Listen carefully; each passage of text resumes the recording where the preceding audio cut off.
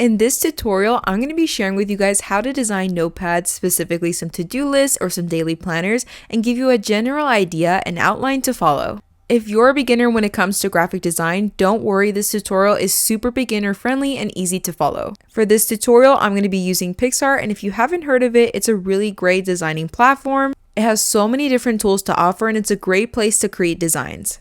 And now let's just go ahead and jump right into the video. The first tutorial that I'm going to be sharing with you guys is for the to-do list. Now the measurements that I'm going to be using are 3.5 by 8 inches. Some people do 3 by 8 inches, so it's really just up to you and your preference. So for the background, I'm going to be sharing with you guys 2 different ideas that you can do. You can go ahead and choose just any solid color that you want. Of course, feel free to customize this any way that you like. I'm just giving you guys a general idea and layout. But instead of using just a solid color, on the backgrounds tab, there is a bunch of different patterns to choose from. With a bunch of different themes, here's just some examples of some fall patterns, but there is a lot to go through. Once you've decided on a background, if you did decide to go with something a little bit more plain, there's also a bunch of different accents that you can choose from. And what I did is I went to the stickers tab and I searched a border, and you can see that it actually included a bunch of different accents and like border trim and things like that. I found this one here that I really liked, but it wasn't fitting to this page. Of course, this was made for like a square. So what I did is just sized it to where I wanted it, and then I went ahead and duplicated it. And then all I did was just crop out the excess side, and you can see now that it lines up perfectly.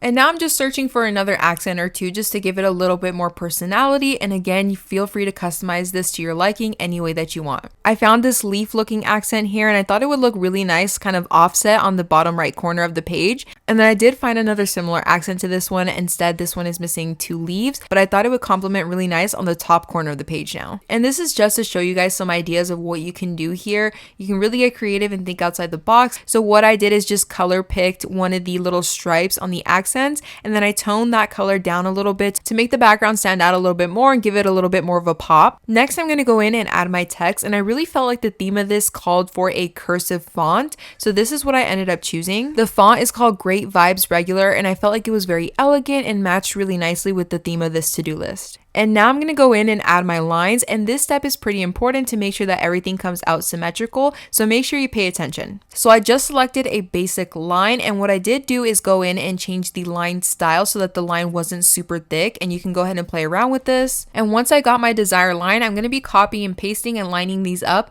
Now you want to pay attention to the guides here, and you can see the numbers are spaced out evenly, so make sure that you're lining everything proportionally, so pay attention to the guides or else you'll get uneven lines. And you're just going to keep repeating that step until you get as many lines as you want. Now honestly, I like the look of this. I don't think it needs any checkboxes because it's like more elegant and fancy, and I don't think it would complement well, but I am going to show you what to do in case you do want to go ahead and add those checkboxes. So under the elements tab, which is the little star, you can go ahead and search for shapes, and you'll find a basic shape here. I went with the rounded square just because I think it looks a little bit nicer, but you can choose like the sharp edge square as well. You're going to select your desired color for that box, and then scale it down to however big or small you want the box to be. And you're just going to repeat the same steps that we did with the line. You're going to go ahead and copy and paste the square, and pay attention to the lines and guides to make sure that it lines up correctly. I didn't do a very good job here just because I was showing you as an example, but you want to pay attention to those numbered squares. This is the final look for this example. I think it came out super cute, and now let me show you another one. So for this to-do list, it's going to be a little bit different, and I wanted to share this with you guys so you can start getting some different ideas for different layouts. This time around, I'm going to be using one of the stock images as a background, and I just typed in pink pattern, and I found this really cute like striped checkered pattern here, and this is the one I'm going to be using. And I'm just going to resize this and crop it to fit the page. I went into this tab here that says fun shapes to look for some elements to use for this design, and I found these like little squiggly ones that I thought were really nice. Something that I keep in mind when I pick out these elements is that I make sure that I can resize them without warping them. That's really important. For this notepad, I'm going to be making 2 different sections. The top section here is going to be for the to-do list, and then I'm going to make a note section at the bottom. And for that, I'm going to be using the same exact element as I did for the top, but for this one, I'm just going to turn it to the side. And again, just a little side note, pay attention to those guides so that everything can be nice and centered. Next, I'm just using the color picker to copy and paste that pink color in the background, and I'm actually just going to go ahead and tone up that color just a little bit to make it pop more. I applied that same color to the bottom as well. Mine is going to say to do today, but you can just put to do or to do list, whatever you'd like. I think I found the perfect font for this design. It is so cute, and I think it complements it really well. And the font name is called Sniglet or Sneaglet, I think that's what it's called, and it's super, super cute. And I'm adding a second text to this one here, and it's going to say notes right there at the bottom. Next, I'm adding the lines, and I'm going to go ahead and make these thinner because as you can see now, I think this is just way too thick for this design.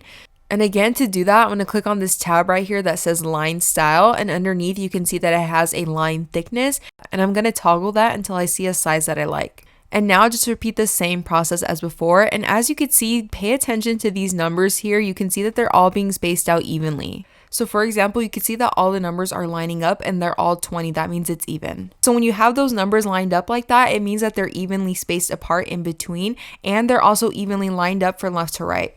Again, this is a very important step for making sure that everything is symmetrical and lined up correctly and nothing looks crooked.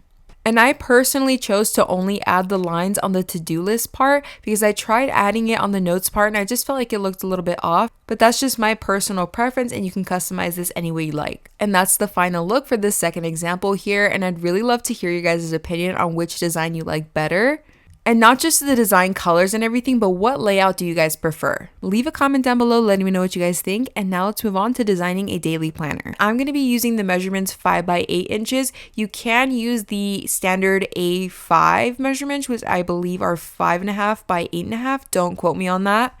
I've always done 5 by 8 inches, but something to think about and consider is that if you're going to get these manufactured, you can usually get a custom size, but a lot of places do offer the standard A5 size, just to keep that in mind. I made these from home, so it's not a big deal for me. And if you guys are planning on making these from home as well, just keep in mind that 2 of these sizes will fit on a standard A4 page, which is 8.5 by 11. For this design, I'm going to be using the same background that I used in the last to-do list because I think it's really cute. But the principle for the background is still the same. Go ahead and use a solid color or pattern, whatever you like. And I'm going to be using those same elements again from the last to-do list, but I did add this other little bubbly one here. It looks slightly different, nothing too crazy. And the way you're going to design this really depends on what you want to have on your daily planner. For example, mine has a couple different things.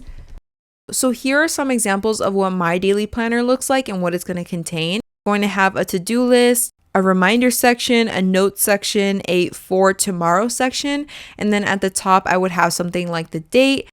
And then this is totally optional, again just throwing some ideas out here. I have like these 3 little sections that I like to do every day that say today I'm grateful for, and then I fill in the blank, an affirmation, and then something that says my goal for today is. And so if you don't like any of those things that I just mentioned, totally okay. Just kind of maybe play around with some different ideas or find something to replace it with, because that's kind of the general layout that I'm working with. You can also rearrange all these different little sections however you want. This is just how I chose to do it. But what I will say, when layering a daily planner, I personally put the things that are most important to me at the very top. So what that's going to look like for me is my goal for today is, and today I'm grateful for.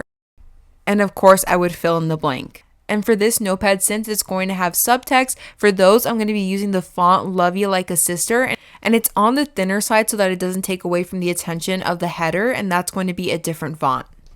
And the text for the header is going to say Daily Planner. And the font that I'm using for that is Gilroy Medium. And it's a great clean font without being too thick or obnoxious.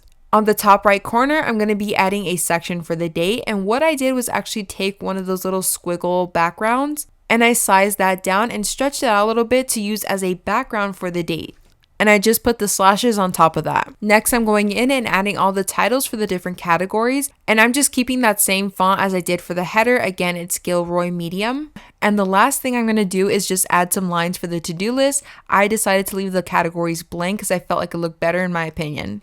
And that is the finished look for the daily planner. I think it came out super, super cute. I love the way it looks. As you guys saw, it was super, super easy to create, nothing too difficult. Okay guys, so that's going to do it for this video. I really hope you found it helpful. And if you did, please let me know in the comments down below. And a huge thank you to our sponsor, Pixar, for making it so easy and beginner friendly to design all of these things. And you can try Picsart today for free, so I will have that linked in the description for you guys. And as I mentioned, you guys, they have so many awesome tools to offer, and I have so many other tutorials using them as well. So if you guys want to see how to create packaging or business cards or anything like that, make sure to check out my channel for all those tutorials. And also, now that you guys know how to design the notepads, if you want to make the physical notepads, I have a tutorial for that as well.